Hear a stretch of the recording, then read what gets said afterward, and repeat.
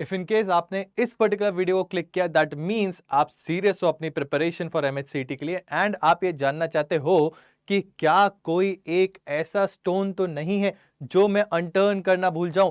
यानी आप ये चाहते हो कि किसी भी तरीके से कुछ भी चीज आपसे ना छूटे और आप जो है अपनी सीट को श्योरिटी से यहां पर फिक्स करें। तो उस चीज के लिए my name is Aditya Rai and I have come up with the list of topics जो कि आपके लिए इंपॉर्टेंट है when you are preparing for your legal reasoning part. जैसा कि मैंने पिछले सेशन में यह बताया था कि लीगल रीजनिंग के लिए आपको किस प्रकार से मेहनत करनी है और कौन से वो पर्टिकुलर तरीके हैं जिनसे आप लीगल रीजनिंग में फुल मार्क्स जो है वो अचीव कर सकते हो। सिमिलरली आज हम बात करना चाहेंगे उन पर्टिकुलर टॉपिक्स की जो कि आप मिस कर ही नहीं सकते when it comes to MHCET के लीगल एप्टीट्यूड की बात। चलिए सबसे पहले देखते हैं कि आखिर जब हम बात करते हैं एमएचसीईटी की तो क्या इसका सिलेबस है।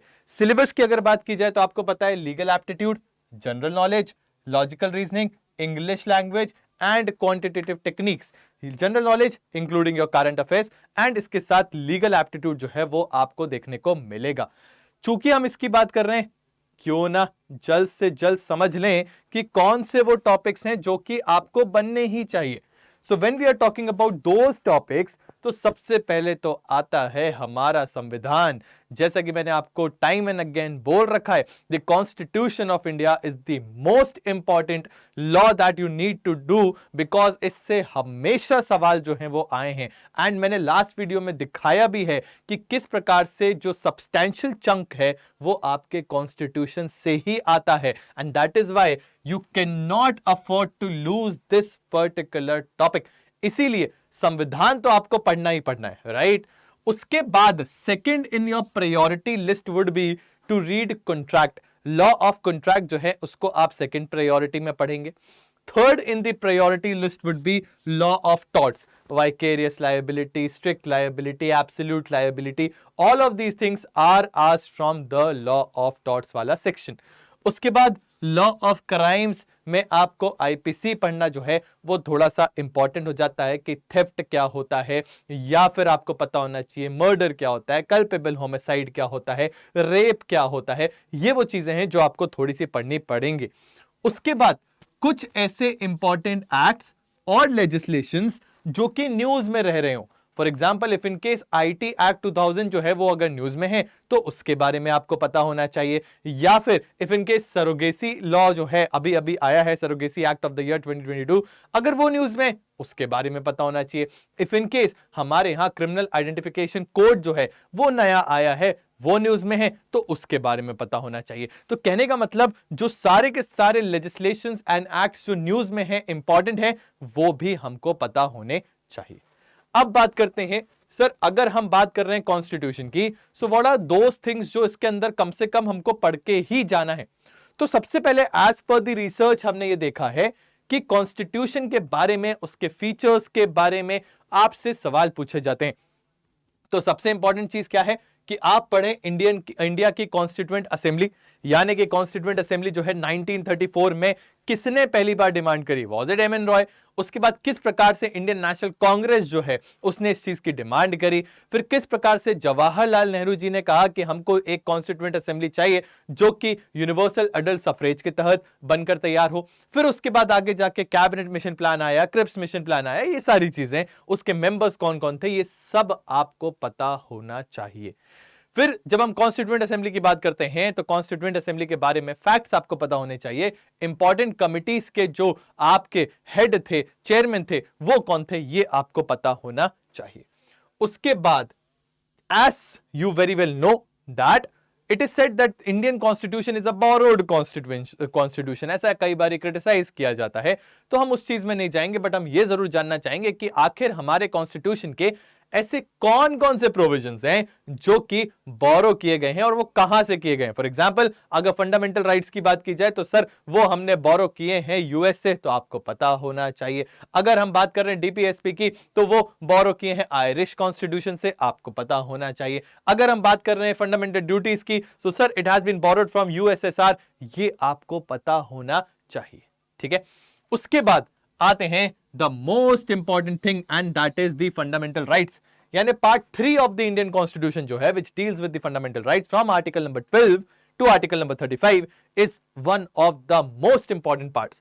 उसके अंदर आर्टिकल 14, 15, 16, 17, 18, 19, 20, 21, 22 ये तो सबसे ज्यादा इंपॉर्टेंट है।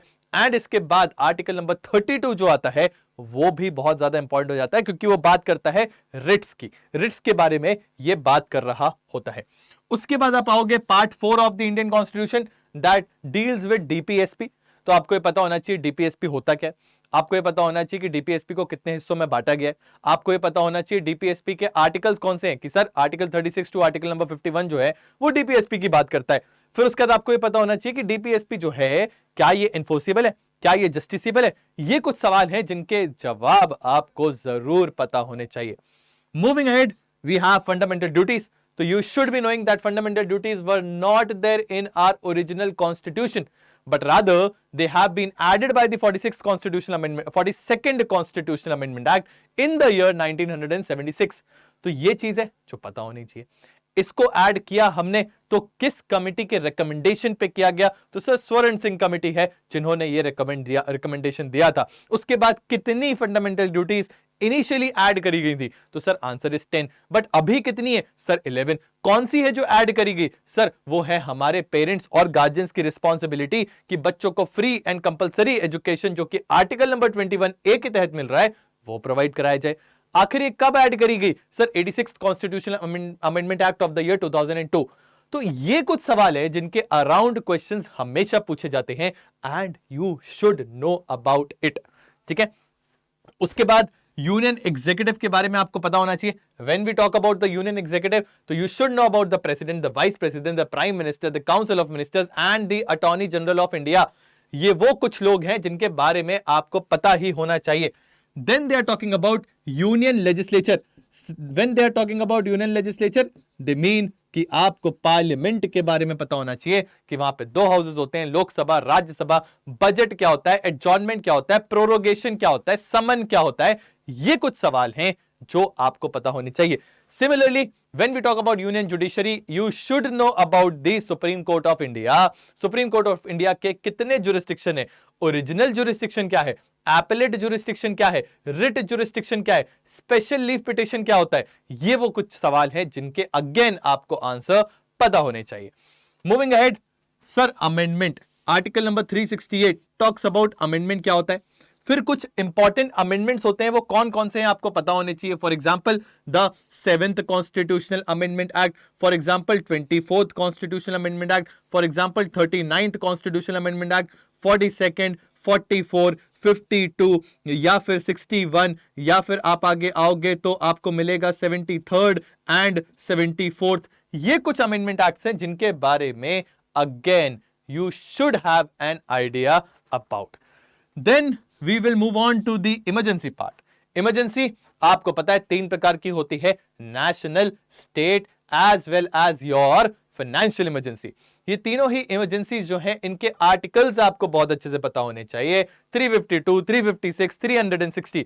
Then you should know about कि इमरजेंसी के दौरान क्या हमारे फंडामेंटल राइट्स को सस्पेंड किया जा सकता है, अगर किया जा सकता है तो किसके ऑर्डर के तहत किया जा सकता है, and at the same time ये ऑर्डर जो है वो ऑटोमेटिकली आएगा या ऑर्डर के बाद ही उसको सस्पेंड किया जा सकता है, एंड कौन से हैं जिनको even by an order suspend नहीं किया जा सकता। तो ये कुछ सवाल हैं अगेन जो आपको यहां से पता होने चाहिए। Then we are talking about the law of contract. Law of contract की बात की जाए तो यहां से principle and fact based question ज्यादा देखने को मिले हैं। इसी के साथ साथ आपको नहीं भरोसा कि क्या हमसे फैक्चुअल क्वेश्चन पूछा जा सकता है, बिल्कुल पूछा जा सकता है। आपसे पूछा जा सकता है कि ये बताइए कि elements of a valid contract क्या है, एसेंशियल एलिमेंट्स, और ये किस particular section of Indian contract act दिया गया है, या फिर कंसिडरेशन की परिभाषा कौन से पर्टिकुलर सेक्शन में दी गई है, या फिर प्रपोजल किस सेक्शन में बताया गया है। तो इस प्रकार से आपको बहुत सारे सवाल जो हैं वो यहां से भी देखने को मिल सकते हैं। तो करना क्या है, सर ऑफर क्या होता है, एक्सेप्टेंस क्या होता है, कंसिडरेशन क्या होता है, सबसे पहले तो आप ये पढ़िए। उसके बाद फ्री कॉन्सेंट क्या होती है, यानी can you find miss Madhuri, can you find miss Madhuri. तो तो आपको पता होना चाहिए ये 5 अलग अलग यहां पर एलिमेंट्स हैं जिनको अगर जिनमें से एक भी प्रेजेंट है तो वो फ्री कॉन्सेंट नहीं कहलाएगी। What are these sir? कैन से आएगा कोअर्जन, देन यू से आएगा अनड्यू इन्फ्लुएंस, फिर एफ से आएगा फ्रॉड, मिस से आएगा मिसरिप्रेजेंटेशन एंड लास्ट एम से आएगा मिस्टेक। ठीक है, तो इसके बारे में आपको पता होना चाहिए कौन से आर्टिकल के अंतर्गत सेक्शन के अंतर्गत फ्री कॉन्सेंट की बात की गई है, सेक्शन नंबर 14 के अंतर्गत। Then lawful object, lawful consideration, again a part of your essentials of a valid contract. Then special kinds of contract होते हैं, for example quasi contracts क्या होता है, bailment क्या होता है, guarantee क्या होता है and privity of a contract क्या होता है। इनसे सवाल जो है वो देखे गए हैं time and again, so definitely we expect कि आपको ये बनना चाहिए। उसके बाद आप आगे आएंगे तो आपको पता होना चाहिए लॉ ऑफ टॉर्ट्स।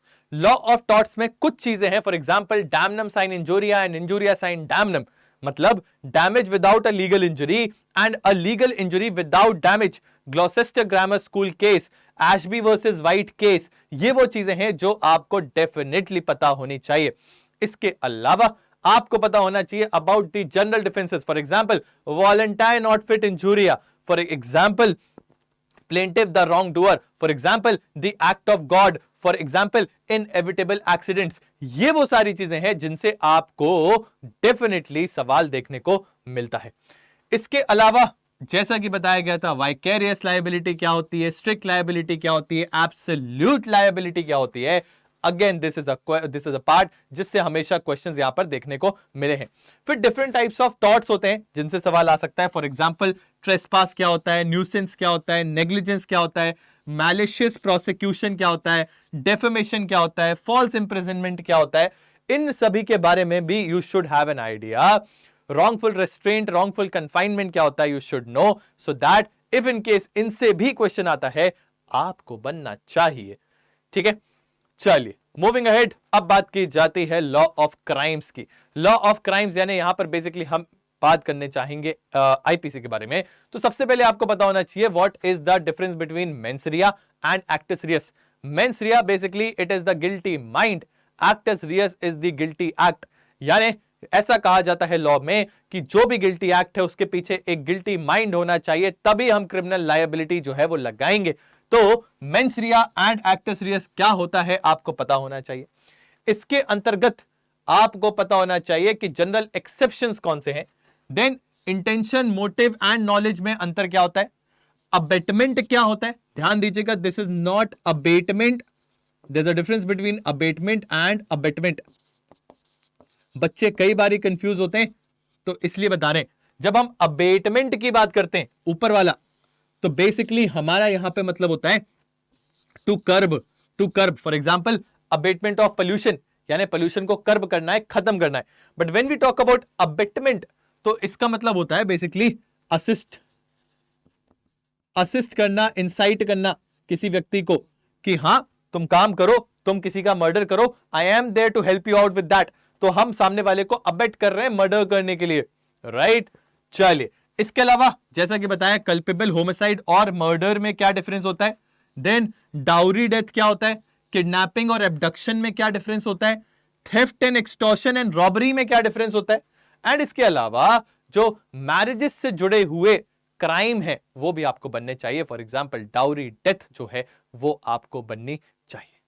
ठीक है जी, इतना अगर आप कर लेते हैं सर एंड मैम तो आई बिलीव कि आप सब्सटैंशियली बहुत ज्यादा चीजें जो हैं वो कवर कर लेंगे। जैसे ही आप ये सब्सटैंशियली चीजों को पढ़ लेते हो उसके बाद आपको करना होगा प्रैक्टिस। एंड व्हेन आई से उसके बाद आपको प्रैक्टिस करना होगा, क्या करना है सर, क्लैट 2009 से लेकर 2019 या रादर 8 से लेकर 2019 तक के जितने भी आपके लीगल रीजनिंग के क्वेश्चंस हैं उनको लगा लीजिए एंड उनकी रिवर्स इंजीनियरिंग करिए। कहने का तात्पर्य, if in case there is some topic जो वहां पे दिया गया और आपने नहीं पढ़ा है, please right it down, please उसको लिख लो, प्लीज उसको पढ़ लो और अच्छे से समझ लो, बिकॉज यही वो चीजें हैं जिनसे क्वेश्चन आएगा। ईयर जरूर नोट करिएगा 2008 से लेकर 2019, not beyond that. Why am I saying this? क्योंकि सर उसके बियॉन्ड 2020 से आपका पैटर्न चेंज हो चुका है and this is something you should be knowing. I repeat, आपका पैटर्न चेंज हो चुका है 2020 से। इसीलिए वो अब आपके काम नहीं आएगा, लेकिन उसके पहले के 2019 के पहले के पीवाईक्यूज जो है वो डेफिनेटली आपको काम आने वाले हैं। ठीक है, सो आई बिलीव आपको यहां तक सारी चीजें समझ में आई होंगी। उन बच्चों के लिए जो अभी भी थोड़ा सा टेंशन में है कि कैसे तैयारी करना है और थोड़े से भटके हुए हैं, सो अड्डा 24/7 has come up with this particular course. यहां पर आपको MHCET, DULLB, आपका JMI, इन सभी के लिए प्रिपरेशन वन शॉट तरीके से करवाई जाएगी। आप देख सकते हो कि कॉस्ट थोड़ा सा ज्यादा है, so what needs to be done sir, you need to use this code Y692, Y692। जैसे ही आप इसका उपयोग करोगे, the cost will come down to near about 8,000 rupees only, and with that particular money you will have everything that is required to clear the examination. For example, आपको यहां पर English पढ़ाया जाएगा, लीगल पढ़ाया जाएगा, फिर उसके बाद आपको जो है क्यूटी पढ़ाया जाएगा, आपको current affairs, and at the same time आपको लॉजिकल रीजनिंग जो है वो पढ़ाया जाएगा। कहने का मतलब whatever thing is required for cracking the examination, everything will be taught in this particular course. At the same time, if in case आप prepare कर रहे हो for CLAT or ALET, so this is the course which has been curated for you. Again, you need to do what? Sir, Y692, Y692 इस code को लगाइए हमारी website पे जाके। जैसे ही आप ये कोड लगाओगे, ये कॉस्ट जो है 48,000 रुपीज का ये नीचे आ जाएगा, एंड ये आपको हार्डली नियर अबाउट 11,000 रुपए में पड़ेगा। तो अब इंतजार किस बात का, जल्दी जाइए एंड अपने लिए एक ड्रीम जो है वो खुद ब खुद बनाकर आइए। Y692 is the code, use करिए। 78% का अभी डिस्काउंट है, आप उसको अवेल कर सकते हैं। With this I am signing off. My name is Aditya Rai. Thank you so very much for being here. Keep studying, keep grilling. जय हिंद, जय भारत।